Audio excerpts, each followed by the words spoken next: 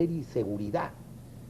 ¿Cuáles son los puntos de coincidencia o de divergencia entre el general Paco Moncayo y el general Augusto Pinochet en su geopolítica de Chile? Doctor. ¿Cuál es la posición de Chile en este momento cuando estamos leyendo en la revista Ercilla de Santiago declaraciones de generales que con mucha sagacidad y tanto diplomático se dan el lujo, sin embargo, de decir que Chile debe felicitarse de tener en este momento una situación privilegiada como país garante del protocolo de Río de Janeiro y que de esa situación puede sacar una ventaja en la negociación del Tratado del año 29 y las obligaciones pendientes que Chile tiene con el Perú? Eso me parece que son los problemas fundamentales que los está poniendo de lado la Cancillería, que los está poniendo de lado el gobierno del Perú y de los cuales no se ocupan, salvo el Canal 11, ningún medio de comunicación en el país. Muy bien, doctor, de todas maneras tendríamos que decir que no necesariamente no se pueden tratar todos los temas juntos, porque eso es verdad. Para sancionar a los fascinerosos Así es. Siempre es buen momento.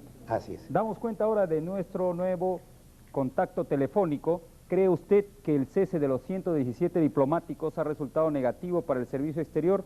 Hasta el momento sí, 16 llamadas, no una llamada. Volvemos con la parte final del programa.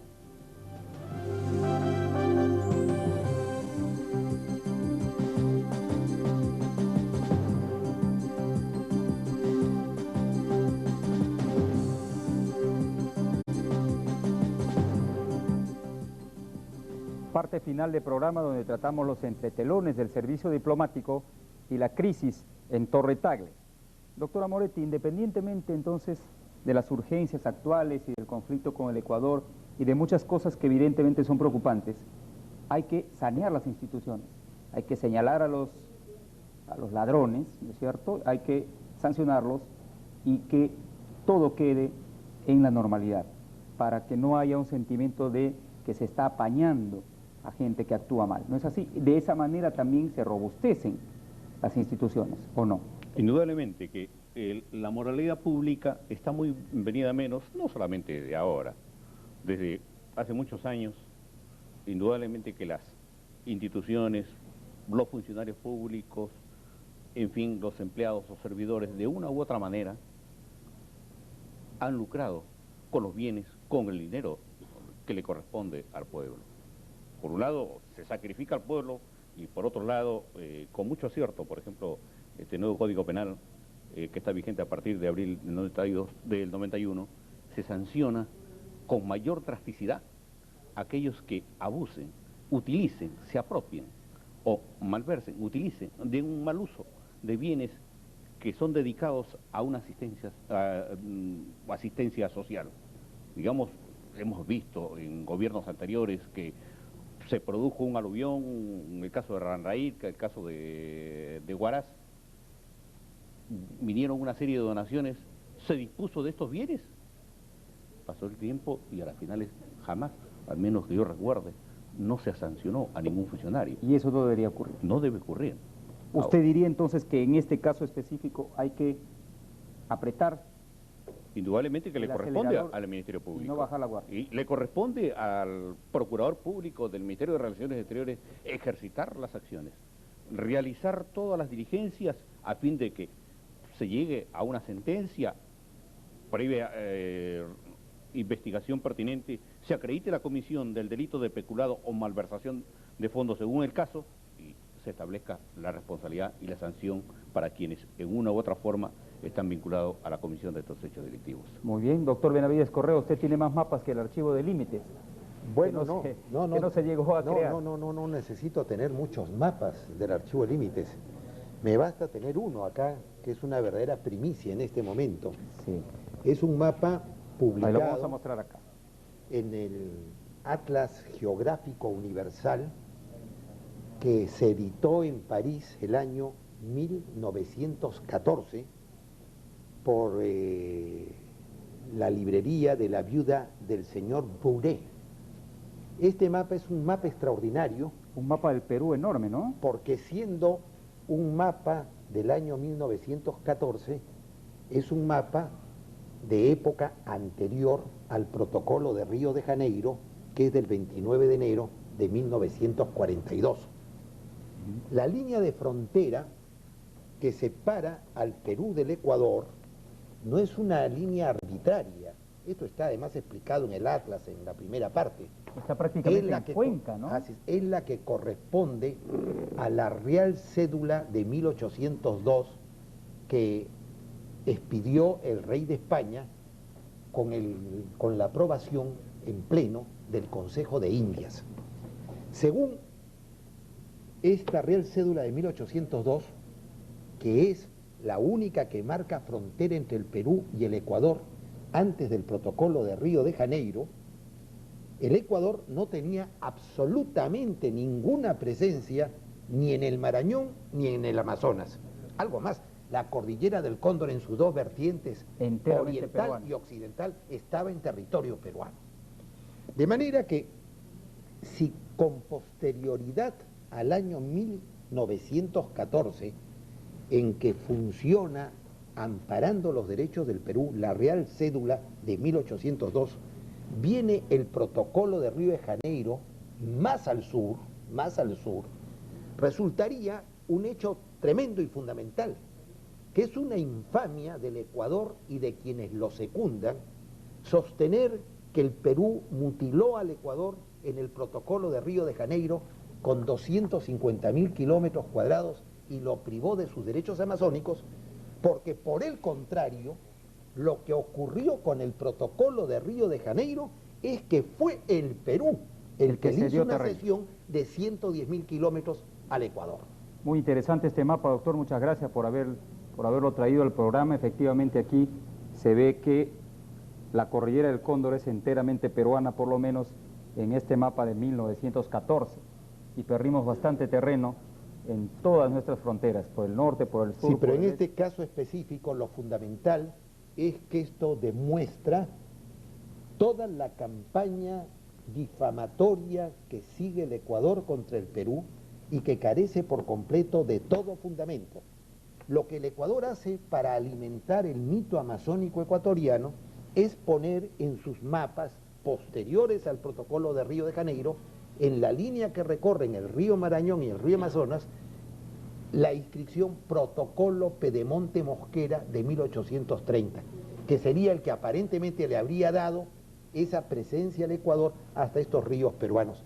Ese llamado Protocolo Pedemonte Mosquera no existió jamás.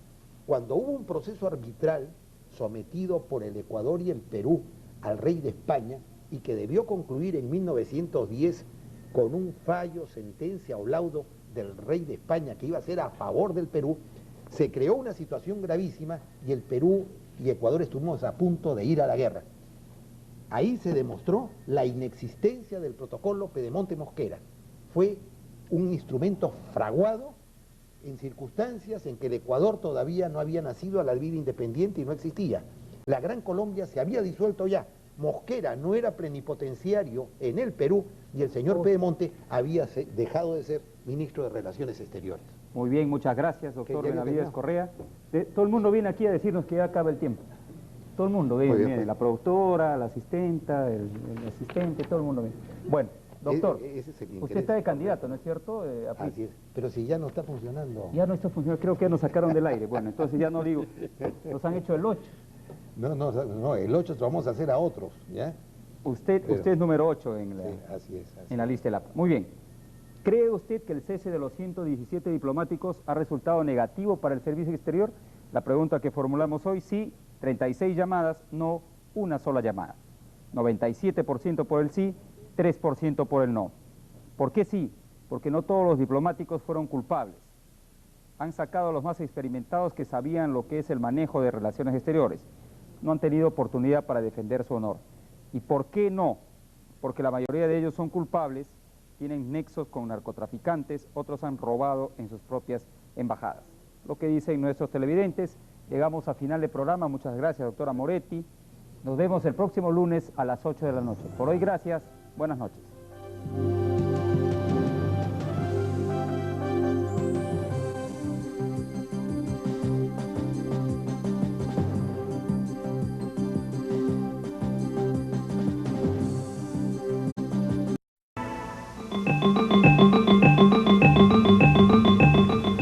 Don Eduardo Carrillo Hernández Es un diplomático que fue despedido en la gran masacre burocrática decretada por el gobierno de Fujimori en el año 92, uno de los 117 diplomáticos que salieron virtualmente expulsados de la Cancillería.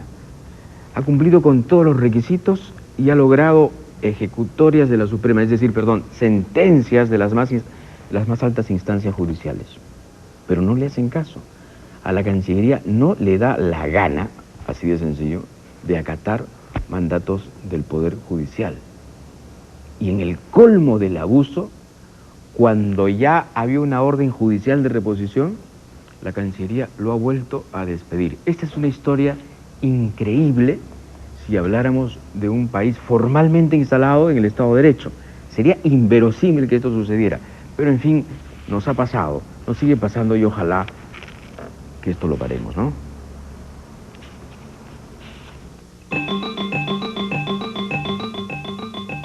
Corría diciembre de 1992, cuando el llamado gobierno de emergencia anunció una sorpresiva y drástica reorganización del Ministerio de Relaciones Exteriores, separando a 117 funcionarios del servicio diplomático. La medida, como no, provocó opiniones encontradas. El actual canciller Francisco Tudela, entonces congresista de oposición, llegó a declarar a un reportero del diario El Comercio que para él, la mentada reorganización de Torre Tagle respondía a causales políticas. Domingo García Belaúnde, quien fuera miembro de la Comisión Consultiva de la Cancillería, calificó la medida de anticonstitucional.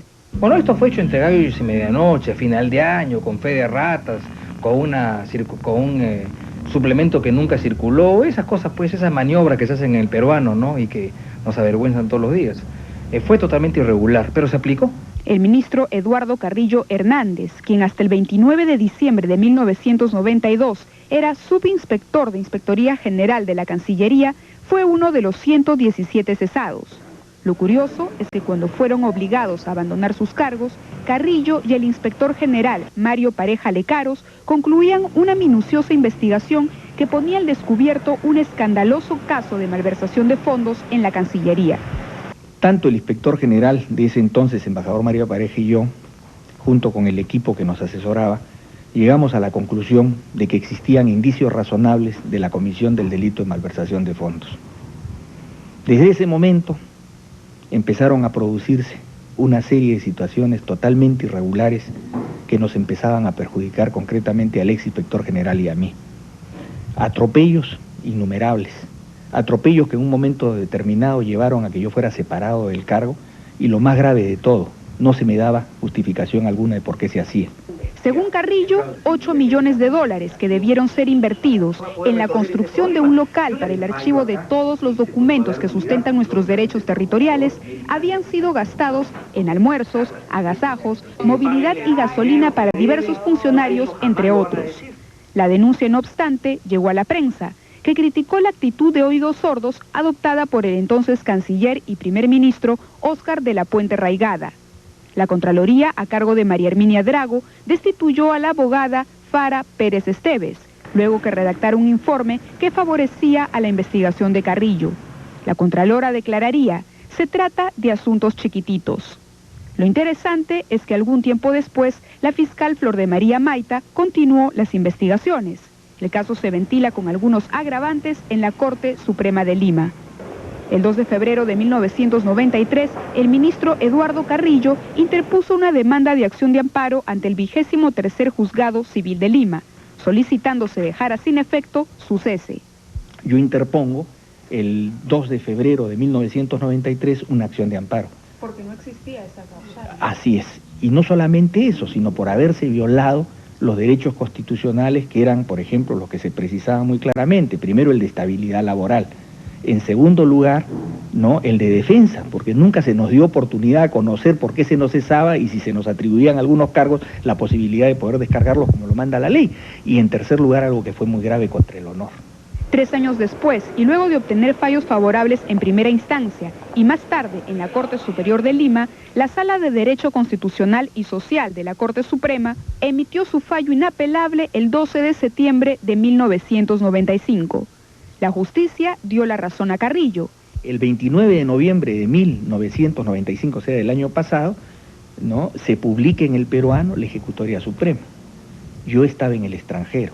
Vengo el 12 de diciembre, ¿no?, y el día 19 de diciembre presento un escrito al juzgado pidiendo la ejecución de esa Ejecutoria Suprema, ¿no?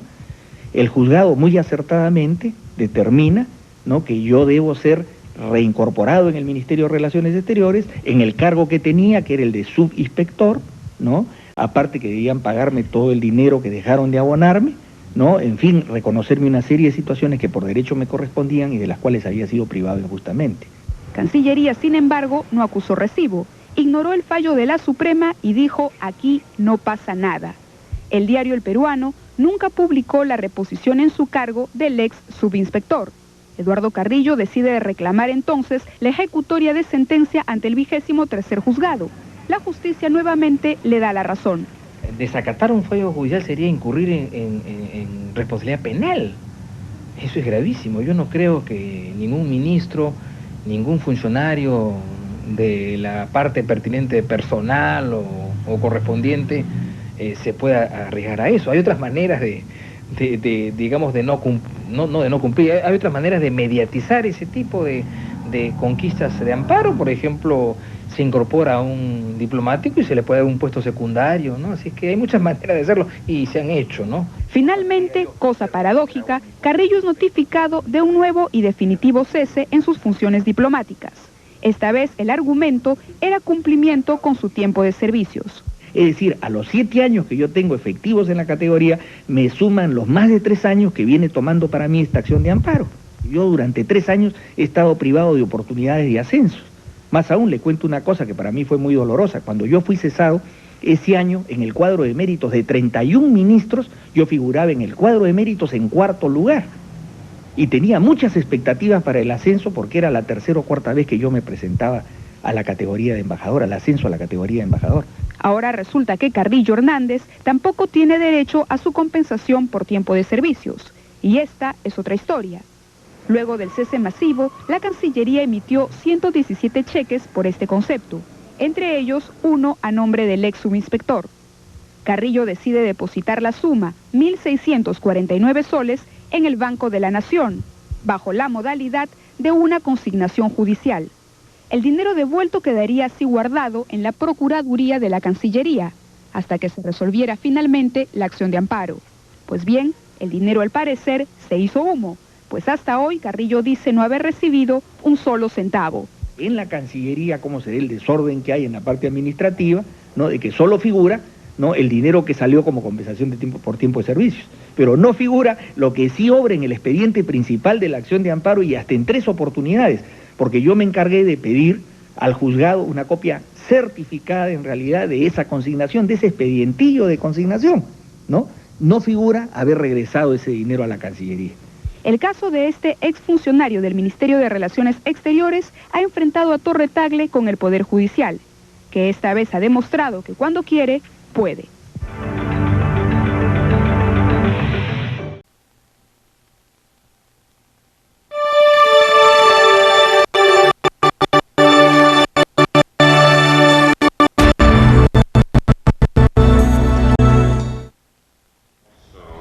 Aclarar muy puntualmente. Muy buenas tardes, iniciamos la transmisión en vivo desde la sala Daniel Alcías Carrión del Congreso de la República, donde viene sesionando la subcomisión investigadora del supuesto tráfico de documentos del archivo del Ministerio de Relaciones Exteriores que preside el congresista Johnny Lescano, quien precisamente se encuentra en el uso de la palabra. Escuchemos. De la provincia del Callao, y además que ha habido sustracciones anteriores. Si se ha investigado estas sustracciones anteriores, la Policía Nacional del Perú, aparte de esta pesquisa y de esta captura que hizo de un señor Vera Ramírez, que está procesado en estos momentos y que está ya sentenciado, aparte de ese material, ¿qué otra documentación ha encontrado o qué indicios de otra documentación se tiene de haber sido sustraído del Ministerio de Relaciones Exteriores? Entonces le concedemos el uso de la palabra al general Walter Rivera Alba para que nos aclare este particular. Bien, buenas tardes. Quien les habla efectivamente, soy el general Walter Rivera Alba, director de investigación criminal de la Policía Nacional del Perú. En primer lugar, agradecerle infinitamente la invitación que nos hace el doctor Johnny Lescano, referente a alguna información que requiere usted sobre todo lo que es una sustracción que hubo de unos bienes patrimoniales, llamémoslo así, archivo. Al respecto de informarles primeramente que la Dirección de Investigación Criminal, por disposición de la 11ª Fiscalía Provincial Penal del Callao, se hizo cargo de las investigaciones con relación a la incautación efectuada el 19 de julio de 2006 por personal de aduanas en el almacén del terminal Talma, Callao, de un sobre conteniendo 53 piezas documentales pertenecientes al Archivo Histórico de Límites y del Archivo Central del Ministerio de Relaciones Exteriores, las cuales iban a ser enviadas a la ciudad de Londres, Inglaterra. De las investigaciones efectuadas en esa oportunidad, se llegó a establecer que las 53 piezas documentales, que fueron manuscritos, iban a ser enviados por Jorge Flavio Vera Ramírez, de 52 años, ex trabajador del Archivo Histórico de Límites del Ministerio de Relaciones Exteriores, gestionándose ante la autoridad competente la detención preliminar de la persona antes indicada, el cual fue capturado el día 31 de agosto de 2006. El mismo, luego que ser interrogado, aceptó haber remitido las 53 piezas documentales incautadas, las cuales, según él, propia confesión, los obtuvo ilícitamente de los trabajadores del Ministerio de Relaciones Exteriores de nombres Marco Javier Mogollón, Julio Romero Almeida y Larry Mendoza Navarro. Asimismo, aceptó haber enviado 27 piezas documentales más del patrimonio cultural de la nación entre los años 2003 al 2006, tanto a los Estados Unidos de Norteamérica como a Gran Bretaña. Al detenido Jorge Flavio Vera Ramírez, de 52 años, y a los no habidos Marco Javier Mogollón, Julio Romero Almeida y Larry Mendoza Navarro, se le formuló el atestado número 661, 2006 de INCRI, del 1 de septiembre 2006, a quienes se les encontró responsables y presuntos autores del delito contra el patrimonio, hurto agravado de piezas documentales pertenecientes al patrimonio histórico cultural de la nación. Asimismo, otro delito contra el patrimonio cultural, delito contra los bienes culturales. Asimismo, implicado en delitos contra la tranquilidad pública, asociación ilícita para delinquir en agravio del Estado peruano. Dicho atestado policial fue remitido a la 11ª Fiscalía Provincial Penal del Callao con los oficios número 6941, raya 2006 de INCRI, de fecha 1 de septiembre de 2006. Durante la presente investigación no se llegó a determinar la sustracción de mapas del Archivo de Límites del Ministerio de Relaciones Exteriores. Posteriormente, el 4º Juzgado Penal del Callao solicitó a la misma DIRINCRI la identificación y ubicación de los procesados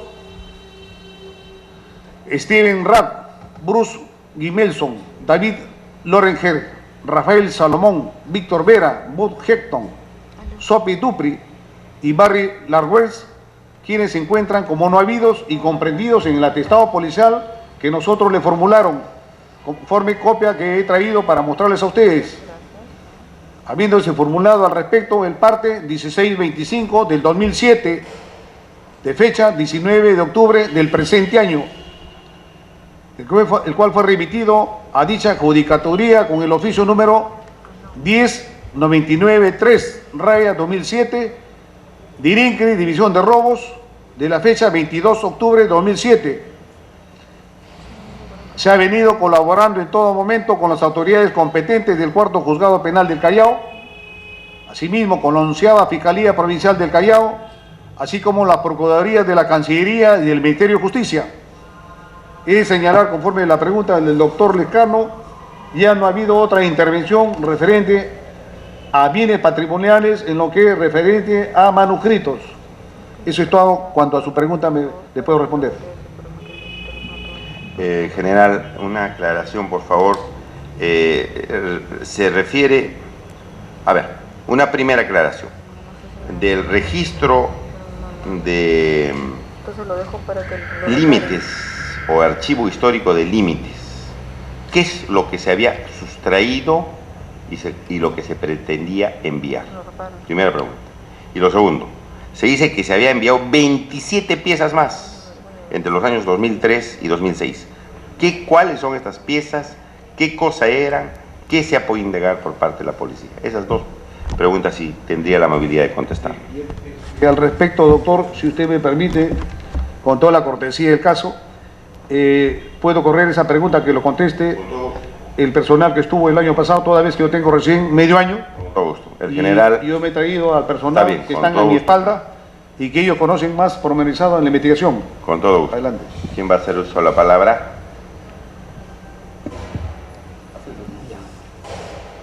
Capitán, ¿no? El Capitán capitán Castro José Rosas. Castro Rosas. Rosas José. ¿Puede darnos un número de identificación, capitán? Ya, mira, los únicos documentos que se han podido incautar son las de... No, perdón, ¿tiene usted un número, un carnet de identificación? Sí, allá, ¿Qué número? No, díganos el número. 221172. Capitán, ¿nos podría esos dos datos? A ver, ¿qué documentos del archivo histórico de límites se estaba pretendiendo enviar? Punto 1. ¿Puede usted utilizar el copia del atestado para ayudarse? Y lo segundo, ¿qué otros documentos de estas 27 piezas que se indican en el atestado, ha hecho referencia el general Walter Rivera, se habían enviado ya con fechas anteriores del 2003 al 2006? Ya, Las dos preguntas puntuales, capitán, si tuviera la amabilidad. El documento, los 53 piezas documentales que fueron incautados por personal de aduanas en Talma, Callao, son los únicos documentos que se ha podido incautar y que iban a ser enviados a Londres. Con relación a los otros 27 envíos que él manifiesta que ha aceptado, ¿no? Que él ha enviado en años anteriores, son 27 envíos que están detallados en un documento que nos ha proporcionado la compañía FedEx, una compañía de courier, ¿ya? Que por ese medio él hacía sus envíos, ¿no? Y son, como le repito, 27 envíos más que él ha efectuado. En momentos de todos ellos él dice que son manuscritos, no otro tipo de documentos, manuscritos, ¿no? Antiguos, que son como, por ejemplo, las cartas de la reina Victoria que dirigía al presidente de la República de aquella época, ¿no? Entre otros, de la misma calidad, ¿no? De dignatarios que en esa época se enviaban acá al Perú. De esa calidad eran los documentos, ¿no? Manuscritos históricos. A ver, ¿nos puede especificar, consta en el atestado policial, cuáles serían esos? ¿Son 27 envíos más o son 27 documentos lo que se ha remitido? Ya, según su propia manifestación de él, son 27 envíos, no son piezas documentales. Había habido, claro, un error de tipografía, pero en lo que es en sí son 27 envíos. 27 sobres en diferentes fechas documentos que se han remitido. Exactamente. ¿Es cierto esto? Exactamente. Ya. Dígame, Acá capitán, ¿se ha podido identificar qué documentos son los que se han remitido en estos 27 envíos? Como repito, él indica, porque no sabemos qué tipo de documento enviado. Él asevera que son manuscritos, al igual que los que han sido incautados. Enviaba a ciudadanos extranjeros que coleccionaban manuscritos antiguos. Y acá lo tengo detallado los nombres a quienes se iban dirigidos. Justamente ellos están comprendidos en el atestado como receptadores. Steven Rapp, Bruce Himelson, Moment Stein, Bruce Himelson, David Lorenzen, entre otros. Son 27 envíos y a 27 personas. Los documentos remitidos no se ha podido comprobar qué tipo de documentos son. Exactamente, no se ha podido exactamente comprobar, porque estos se han enviado años anteriores y lo que él asevera dice que son manuscritos, ¿no? Claro. Capitán, la policía no ha llevado a cabo diligencias, indagaciones para determinar cuáles eran estos documentos no se ha constituido a Cancillería para hacer las indagaciones correspondientes, no ha llamado a funcionarios, ¿ha hecho ese tipo de diligencias o no?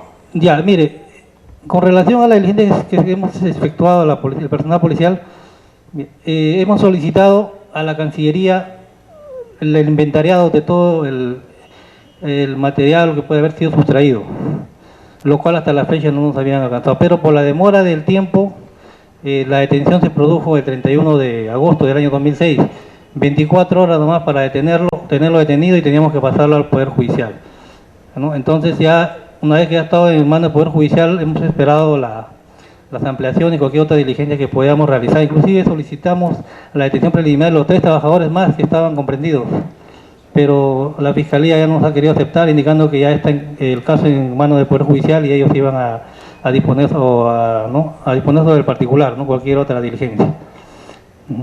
Capitán, es decir, ¿cuándo hizo usted los pedidos a Cancillería para que remita la relación de documentos o archivos del Ministerio de Exteriores? Se hizo justamente... ¿Cuándo se hizo ese pedido y hasta ahora no hay ninguna respuesta? Se coordinó con el procurador, ¿no? de ese momento. Acá tengo en diligencias que se ha efectuado, todo está plasmado en el atestado policial. El atestado policial tiene fecha 1 de septiembre de 2006, ¿no? Y nosotros hemos gestionado, como les digo, a la Cancillería para que nos pudiera proporcionar pues un inventariado de todas las especies que podían haber sido sustraídos. Lo que no se ha hecho llegar, como lo vuelvo a repetir, ¿no?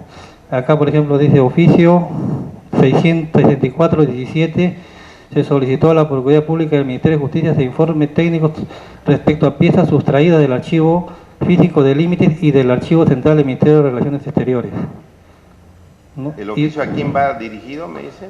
El oficio está dirigido a la Procuraduría Pública del Ministerio de Justicia. ¿El canciller mismo ha ido a algún oficio dirigido al mismo ministro? Coordinábamos con el procurador en todo momento, inclusive ellos han estado permanentemente apoyándonos, ¿no? Con la movilidad y entre otras cosas, y hemos ido a gestionar inclusive al Callao, ¿no? La detención preliminar. Dígame, aparte de los procuradores del Ministerio de Justicia, ¿coordinaba con el procurador del Ministerio de Relaciones Exteriores o no? Sí, en un momento también ha sido presente la procuradora del Ministerio de Relaciones Exteriores y del Ministerio de Justicia, ambos procuradores han estado presentes. Sobre el particular no ha habido ningún avance por falta de información remitida por el Ministerio de Relaciones Exteriores. Así es, como le repito, no nos han remitido hasta ahorita ningún momento a un inventariado de todas las especies que podían haber sido sustraídos del archivo, ¿no? Esto por cuanto nosotros ya no hemos podido tomar más, como digo, ahondar más en la investigación porque está en caso del Poder Judicial. Posiblemente ya a nivel judicial hayan podido solicitar ese documento y pueden haberlo proporcionado. Capitán, si nos puede aclarar, de estos documentos incautados, ¿qué documentos eran del archivo histórico de límites? ¿Los tiene detectados en el atestado? Sí, lo que el señor Flavio Vera... ¿Podría hacernos mención si hay algunos documentos del archivo? Porque hay documentos del archivo histórico de límites.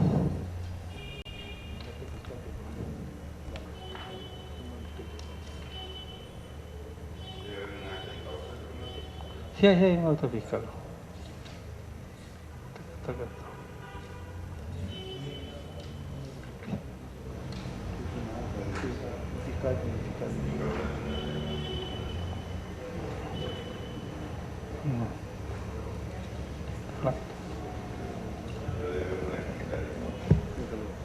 Doctor, al respecto, el general Rivera.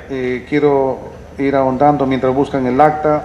Acá mire, en el atestado que se formuló en esa época, en el punto 4 de análisis y evaluación de los hechos, se hace presente, por ejemplo, que el personal a cargo de las investigaciones con representantes del Ministerio Público, Callao, se constituyó con el detenido Flavio Vera a su domicilio para efectuar el registro correspondiente. O sea, le efectuaron registro a este señor, no habiéndose llevado a cabo la diligencia por encontrarse nadie en dicho domicilio. Dice posteriormente, se solicitó al representante de la empresa Courier FedEx con sede en la avenida Elmer Pose, 350 Callao, se remite información acerca de los envíos realizados al extranjero por parte de Jorge Flavio Vera. Al respecto, se ha recibido una carta de atención donde informan la confirmación de entrega y situación de los 27 envíos efectuados. O sea, no es un solo envío, son 27 efectos, o sea, 27 oportunidades, 1, 2, 3, 4, 5, hasta 27 dentro del 2003 hasta 2006, tanto a Estados Unidos de Norteamérica y Gran Bretaña, de piezas documentables del patrimonio cultural de la nación, desde el 1 de enero de 2003 hasta el 31 de diciembre de 2006, por la persona detenida. Asimismo, se ha recepcionado la manifestación de Norman Filomeno Berrío Silva, director nacional del Archivo Histórico del Archivo General de la Nación, quien se rectificó en el acta fiscal levantada en esa oportunidad el 19 de julio de 2006 en los almacenes de Talma, Callao, quien hizo saber y hizo entrega para las investigaciones el sobre Manila con la guía de remisión número 85 71 47 98 04 48 del Courier FedEx, que le fuera entregado en custodia por personal de aduana del Callao de acuerdo a las disposiciones vigentes. Y lo último, el Procurador Público del Ministerio de Relaciones Exteriores ha hecho llegar a esta Dibrinque, o sea, en esa oportunidad, tiempo pasado, una copia fotostática simple de su mail procedente de Washington, remitiente Jorge Flavio Vera Ramírez, con destino David Lorenger, donde ofrece al extranjero en venta piezas documentales del patrimonio cultural, donde especifica los detalles de transferencia de dinero a su cuenta bancaria de ahorro número, una serie de ahorros del Banco Interbank. Ahora sí puedes contestar esa acta, ¿la encontraste o no? Del Archivo Histórico de Límites, puede, capitán, decirnos algunas piezas. Acá tengo detallada el acta fiscal que indica la cantidad de documentos, piezas documentales que han sido incautados en el terminal de Talma, en Callao. Son un total de 53 piezas documentales, manuscritos, en tinta sobre papel cada uno. Hoja, documento de valor oficial dirigido a la Presidencia de la República del Perú desde Europa, las Cortes de España, Inglaterra, en buen estado de conservación y completos. Los más antiguos datan del año 1782 y 1787, los restantes del último tercio del siglo XIX. Estos pertenecen, según manifestación del mismo detenido Flavio Vera, del archivo de la Cancillería, quien a su vez él indica se lo entregaba otro trabajador de ahí, de la misma Cancillería, nombre Marco Mogollón, ¿no? Asimismo también había contactado con otros 2 trabajadores más, sí. A ver, de esos 53 documentos hay unas cartas a la reina Victoria, etcétera, etcétera. No, yo quería que nos precise cuáles de esos documentos que se han incautado. Nos dice aquí en la sentencia que 5 son del Archivo de Límites. Esos 5 del Archivo de Límites nos los podría indicar, ahí están especificados, ¿no? No. Como le repito, nosotros no hemos tenido más acceso ya a otro informe técnico que puede haber enviado a la Cancillería. Esto debe haberse hecho ya a nivel judicial. No hemos tenido acceso si han sido archivo de límite, ¿no? Por cuanto esos documentos se han tenido siempre en su poder los señores de la Cancillería. Sí. En el atestado policial no se indica que, porque acá dice que se han incautado 5 documentos del Archivo de Límites. Debería estar explicitado del archivo en la de Fiscalía y en la acta fiscal. Y en la intervención de la policía, ¿debe estar ahí o no existe? No, sí, la acta fiscal no detalla, no detalla eso exactamente, ¿no? Simplemente dice que son 57 piezas documentales, ¿no? Y son ¿Y en el atestado no se detalló? No. Tampoco se detalló. ¿Por qué razón, capitán, no se detalló eso? Porque en el acta fiscal solamente figuran como piezas documentales, manuscritos. No indican son documentos del archivo de límites. Acá dice, ¿no? 5 de los cuales pertenecen al archivo de límites. Y los restantes 43 con el archivo central. O sea, Ya, no entonces están hay dos archivos. escapando Hay dos archivos. La doctora nos va a poder explicar. No, claro, eso, ¿no? lo que quiere decir aquí hay dos archivos. El Exacto. archivo, claro, y en 5, Archivo general claro, y archivo de límites. 5 pertenecen a un archivo que usted dice de límites y el resto le pertenece Ya, al otro. pero esos archivos de límites, ¿qué documentos son? No detalla el acta, no detalla el acta. Es una omisión, ¿no? Una omisión. Han debido detallar qué documentos Claro. se han encontrado, ¿no? Pero el acta no lo detalla eso, No detalla. claro, no detalla eso. Una pregunta del congresista Ordóñez.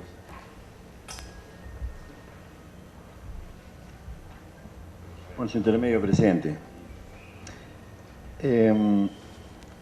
Yo estoy interesado en saber cómo es que se obtiene la pista para saber que en un sobre que está en poder de una empresa que es Talma, ¿no? Habían documentos de carácter histórico y que se estaba cometiendo allí un delito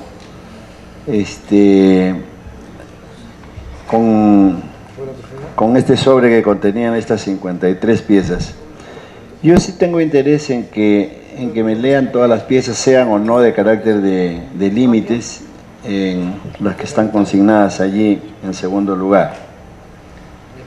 En tercer lugar, ¿cuánto de dinero recibía el señor Vera por el envío de estas piezas? ¿Cuánto ha recibido por los 27 primeros envíos y cuánto por los 53?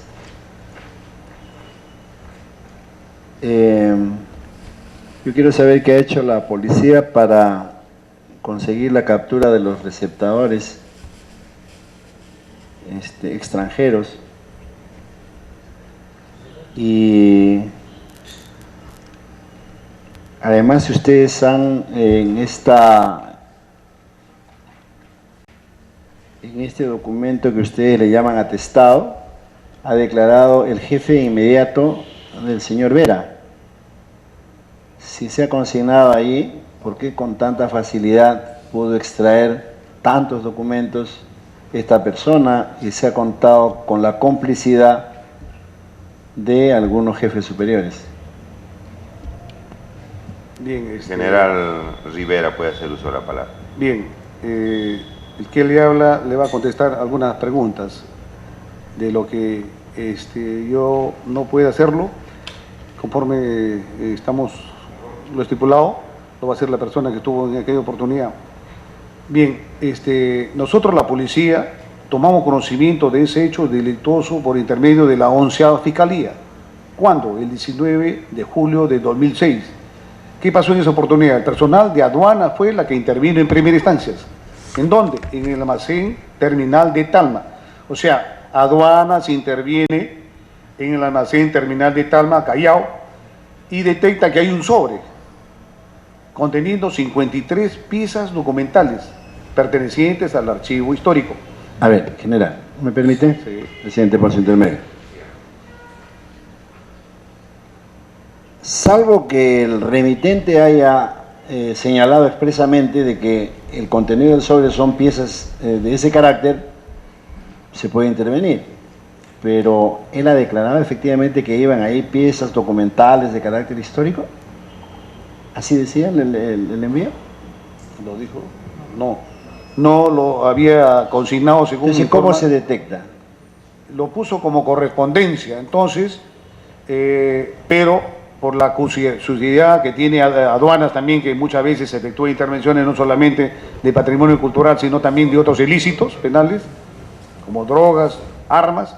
Ellos vieron de que había unos documentos importantes y que pertenecían al Ministerio de Relaciones Exteriores y intervienen. Ellos dan cuenta posteriormente a la 11ª Fiscalía y le dicen: señores, hemos detectado un sobre que lo han declarado como documentación que se está remitiendo a Estados Unidos. Nosotros pensamos de que es una documentación de nuestro patrimonio, y la Fiscalía interviene. La Fiscalía detecta que efectivamente se trata de nuestro patrimonio cultural e incauta toda esta documentación y dice, señores de investigación criminal, ustedes háganse cargo de ese caso inmediatamente.